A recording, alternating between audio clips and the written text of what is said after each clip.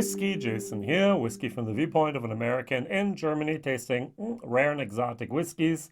Today I have something, it's called For Peat's Sake. Never heard of it? Well, neither have I before I found this bottle here. In Germany, we have a new importer for Angus Dundee, and that is Kirsch Import. I've named the names a few times. They have a couple of special casks and Germany exclusives and so on. And Angus Dundee, they own, for example, Glencadam as well as Tom & Towel. And before that, they were just basically a blending company. Now, when you go to their website, that is www.angusdundee, one word, .co.uk, one of the very, very first things you will see is at the bottom, bulk whiskey. It's like, what is bulk whiskey? And it says here, we export bulk Scotch whiskey all over the world. It can be delivered in tankers holding some 24,700 bulk liters or 20-foot containers holding 16,000 bulk liters. Each 20-foot container holds 80 plastic drums with 200-liter capacity each. Who in the world sells whiskey in 16 or 24,000 liter capacity? Well, Angus Dundee does, and they also have this. So if you're looking for your own label and you're willing to contact them, they are some of the people you might want to have. You can put your own label. They have their own bottling site. They have great infrastructure, to be very, very honest here. So that is something that you should think about and could consider if you're actually looking to find your own, not just a single cask. They don't really do that, but if you want to have your own label here and you want to go big, those are the guys to look for. All right, so I paid 19 euros for this. 40%, non-chilled filtered, natural color.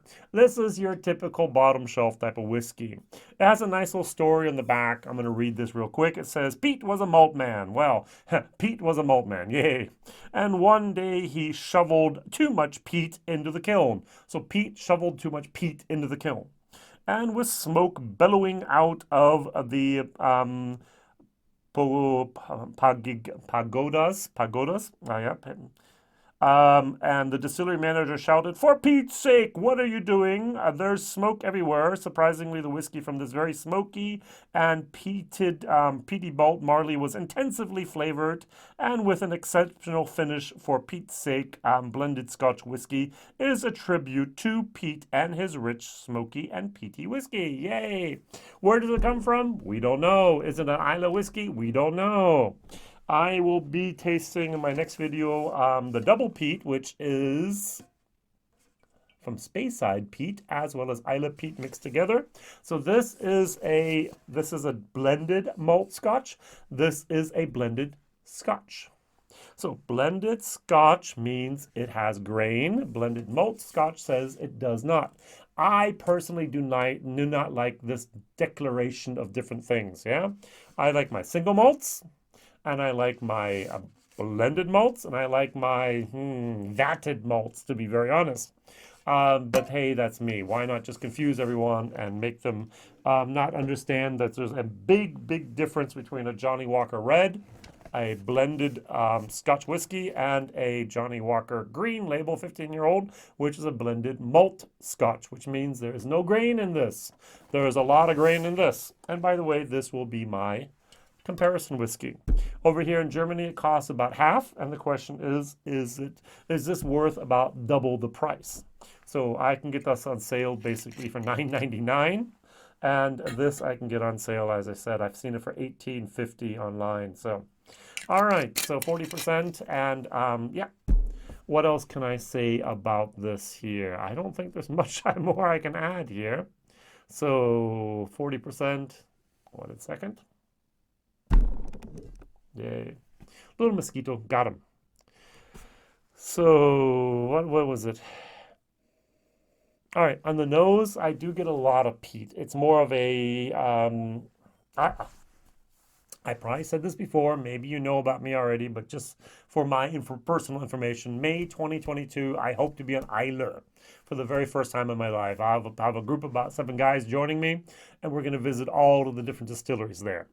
Now, my plan is up until then, and that's also why I'm doing this bottle, is to finally be able to recognize different types of peated whiskey. I'm not a peat head yet. I'm working my way towards that, and so I'm trying different things out.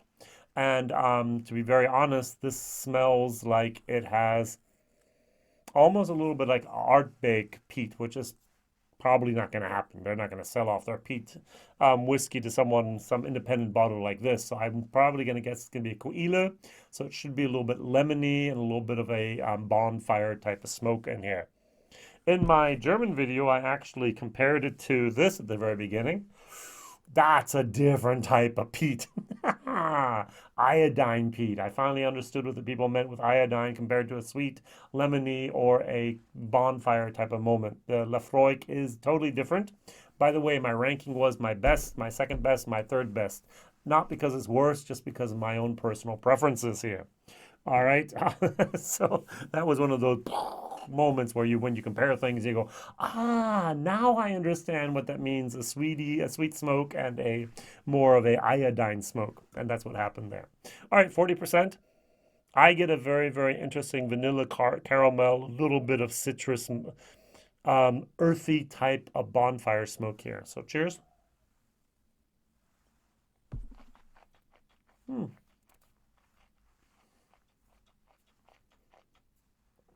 The first thing I must admit is a tiny, tiny little bit watery. The 40% at the beginning just goes, oh, wait a second, oh, there's something in there. There's a nice kind of, there's smoke, there's corn syrup, sweetness. There's a light, tiny little bit of wood and some citrus moments on top of the smoke that is there. The smoke stays around for a while. This would be, as we say over Germany, this is the barbecue whiskey. It doesn't cost much. You bring it to barbecue. You pour it with some friends. If someone wants to mix it with Coke, put it on ice, do what they want to. It doesn't hurt. If you want to drink it just neat as it is, wonderful. This is actually something I can highly recommend. I'm going to compare it to the Johnnie Walker Red Label. I know many, many people are not a big fan of the Johnnie Walker Red Label, but I do not have very many over here in my nice little cabinet over here, my shelving unit. I do not have very many blended Scotch whiskies with a little bit of smoke in them. So there's a little bit of smoke. This has a lot more smoke. So I went with this instead. Oh, by the way, in the nose, it's much, much fruitier. That's this typical grain moment. If I were to guess, I would guess this is 20% malt, 80% grain, and I guess this is 60% grain, 40% malt. So it should have, if I'm right with my estimations or guesstimations, double the amount of malt than this in here. It's also double the price.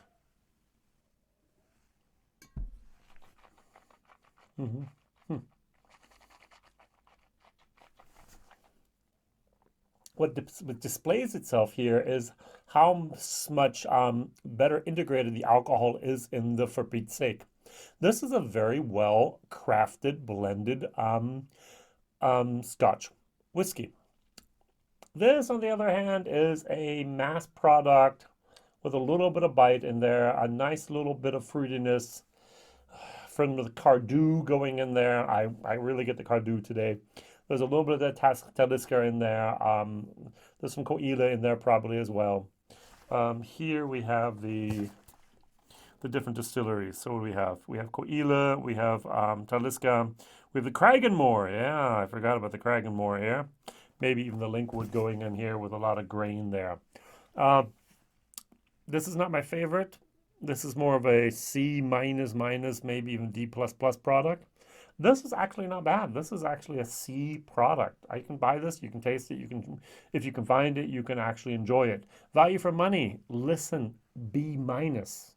All right. And my question of the day is, what other peated, either single malt or blended Scotch whiskey with peat can you recommend under the £25 pound, euro, or dollar rate. Yes, there's a big difference between a pound and a dollar, and the euro is right in between the two of those, but that's just the limit here, all right? So I'm going to go for 25 euros. I'll accept 25 pounds, and if you find something for $25 in that price range, wow. What could you recommend? Some people have recommended Finlagen.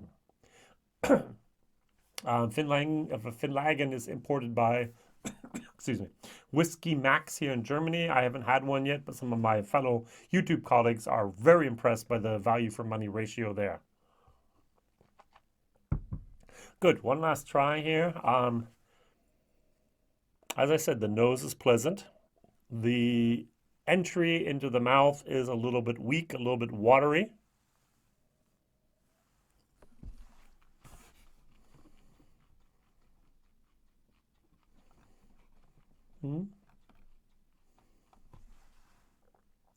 But there's a certain sweetness there. It's a little bit of a peatiness. There's that citrus moment of vanilla, caramel, the wood, the corn syrup, and the peated smoke just kind of continues on the whole time. This is something you can drink about without thinking. You can pull out your tumbler, you can just drink it from your normal glass, put an ice cube in it, mix it with whatever you want to, and you're going to actually enjoy this. Well done, Angus Dundee. Well done. Very, very nice. Thank you very much for watching. Thank you very much for sharing. Thank you very much for subscribing and telling others about this crazy guy over here in Europe tasting rare and exotic whiskeys. Well, that's not rare and exotic. I don't know how the distribution of this is. If you are on Whiskybase, this is Whiskybase number 146639. And my bottle here was actually produced on the 25th of February 2021. And it actually already has the Paris, France address on here, since you need to have a European Union address if you're importing anything into the EU. All right, thank you very much for watching. This is in the Netherlands. This is according to my Whiskybase database here in Sweden. It's in Norway. It's a 700 milliliter bottle. I don't think it made it out of Europe, but maybe it has. And if you need a partner to have your own bottling line or your own bottle with 24,000 liters of juice, Angus Dundee is probably your partner. Thank you very much. All the best. Whiskey Jason. Ciao.